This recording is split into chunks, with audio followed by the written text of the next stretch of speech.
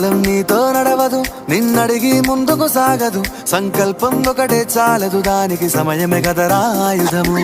విజయం నేరుగా చేరదు, శ్రమ పడితే దక్కగా మానదు. నీ లక్ష్యం చేరే మార్గంలో ప్రతి సెకను విలువని తెలుసుకో. ఉన్నోడివా లేనోడివా, ఏ కులం నీదని అడగదు. మంచోడివా చెడ్డోడివా, ఏ మతము నీది అని అడగదు. ప్రేమ చాలి చూపు